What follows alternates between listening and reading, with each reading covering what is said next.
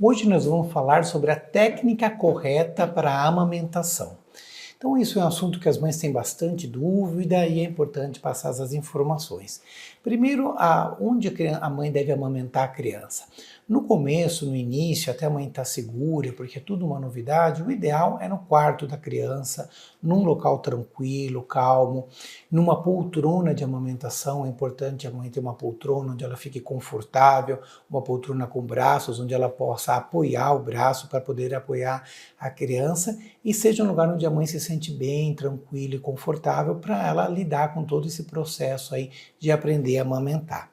A posição para amamentar é muito importante, a mãe tem que estar confortável e a criança também. Uma coisa fundamental é a criança estar inclinada, ou seja, a cabeça tem que estar mais alta em relação ao corpo, porque isso ajuda a prevenir regurgitações, refluxo e ajuda a prevenir otite. O rosto da criança precisa estar de frente para o rosto da mãe, o corpo da criança encostado no corpo da mãe e a criança alinhada, ou seja, a cabeça e o corpo da criança alinhados sem o pescoço estar virado. O bebê deve abocanhar a auréola inteira, isso é extremamente importante, que é a pega do bebê, né? Essa é a principal causa de rachaduras nas mamas e fissuras, é o bebê pegar só o bico do seio. Isso realmente acaba levando a esses problemas de rachaduras que levam a tanta dor. Então ele precisa pegar a auréola inteira. O lábio inferior virado para fora e o queixo tocando a mama. O nariz do bebê deve estar livre para ele poder respirar tranquilamente. Em relação ao intervalo entre as mamadas e a duração das mamadas, que é a principal dúvida das mães, eu vou fazer uma aula só disso para tirar todas as dúvidas, que é o que gera mais dúvidas.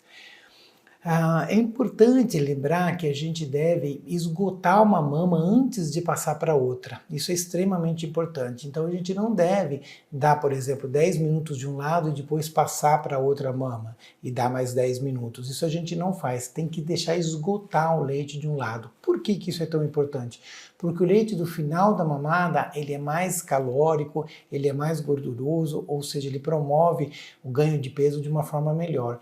Então, não tem problema nenhum mamar só um lado de cada vez, em cada mamada, porque o importante é você esgotar. Se esgotar um lado, você pode sim passar para o outro. Você vai saber que esgotou, porque a criança fica mais agitada, começa a sugar de uma forma mais intensa, aí você vê que não tem mais leite e passa para o outro. Mas enquanto tiver leite, mantém na mesma mama.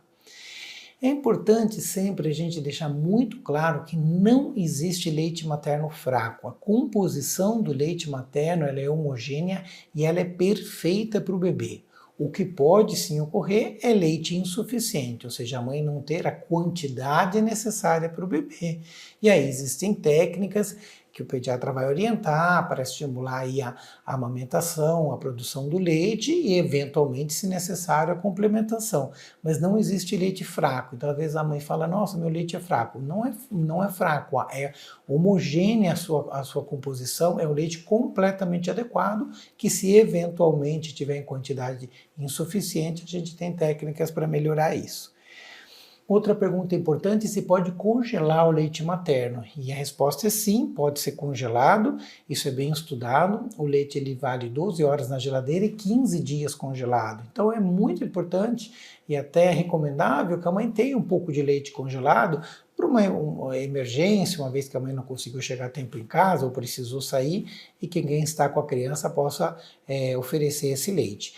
Não tem problema nenhum o leite ser aquecido no micro-ondas. Para descongelar, você tira ele do congelador, deixa a temperatura ambiente, e ele pode sim ser aquecido no micro-ondas, né? Antigamente orientava-se banho-maria, hoje a gente pode usar, só tendo cuidado antes de dar o leite para a criança, de colocar uma gotinha no dorso da mão, para ver se não está muito quente, está com a temperatura adequada, pode ser dado para a criança. Em relação à alimentação da mãe, no período que ela está amamentando, é muito importante que a mãe esteja muito bem alimentada. Ela tem que cuidar da sua alimentação e estar bem alimentada e, principalmente, ela tem que estar muito hidratada. É muito importante ela tomar muito líquido, estar bem hidratada, que isso ajuda na prevenção aí de ficar com pouco leite. Então, a hidratação é uma das coisas mais importantes. A amamentação não é o momento da mãe fazer dieta, né? Então, às vezes a mãe quer perder o peso que ganhou na gravidez, mas não é o momento de fazer dieta, ela tem que estar bem alimentada, mesmo porque a amamentação, ela promove uma volta do peso da mãe ao peso original antes de engravidar. Ele leva um consumo calórico muito grande, então amamentar é uma das formas mais eficientes da mãe voltar ao peso que ela tinha antes de amamentar. Em relação ao que ela pode ou não pode comer, na aula de cólicas eu falo muito disso, mas só para relembrar, a única coisa que pode piorar a cólica é a mãe consumir proteína do leite de vaca. Então, aquela criança que está tendo muita cólica, aí sim a mãe deve ter o cuidado de evitar leite, derivados, então leite, iogurte, queijo, chocolate, nos primeiros 3 meses. Todo o resto não tem interferência com a cólica, né? Então aquilo que produz gases em quem consome, tipo feijão, verduras, não vai produzir gases na criança. Isso é muito importante porque a mãe precisa cuidar da sua alimentação. Quando ocorrer da mãe ter uma fissura, o mamilo ficar rachado, uma das coisas que mais ajuda é tomar sol. Então, na medida do possível, ela deve tomar sol na mama, isso vai ajudar bastante, e usar pomadas à base de lanolina.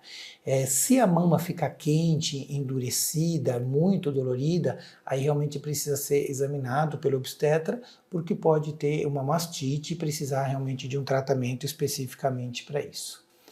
Concluindo, a técnica correta de amamentação é com a mãe no lugar tranquilo, o ideal no começo é no quarto do bebê, uma poltrona de amamentação onde ela possa apoiar o braço e a criança está confortavelmente na posição correta. Ela deve tomar bastante cuidado em relação à pega, abocanhando a auréola inteira e não apenas o bico da mama para evitar as rachaduras. E a gente deve ter esse cuidado de esgotar uma mama antes de passar para outra, por uma questão de aumentar o ganho de peso da criança.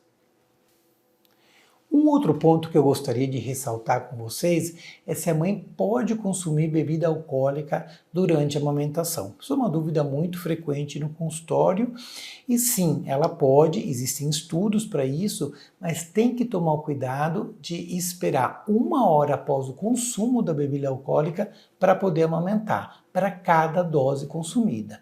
Ou seja, se a mãe tomou uma dose, por exemplo, de vinho, que seria uma taça de vinho, ou um chopp, por exemplo, para cada taça de vinho, para cada chopp que ela tomou, ela tem que esperar 1 hora. Então, se tomou ela tem que esperar 1 hora. Se tomou 2 taças, por exemplo, tem que esperar 2 horas. E também mais do que 2 taças ou 2 chopps não é recomendado.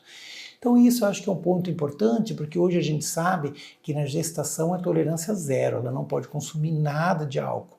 Então ela já ficou 9 meses aí sem consumir álcool, e aí entra a lactação, que a gente espera que ela mantenha por 1, 2 anos, né, o quanto for possível, e aí ela tem realmente essa dúvida se pode consumir, e sim, ela pode ter esse cuidado de esperar 1 hora após o consumo da bebida alcoólica para amamentar para cada dose consumida.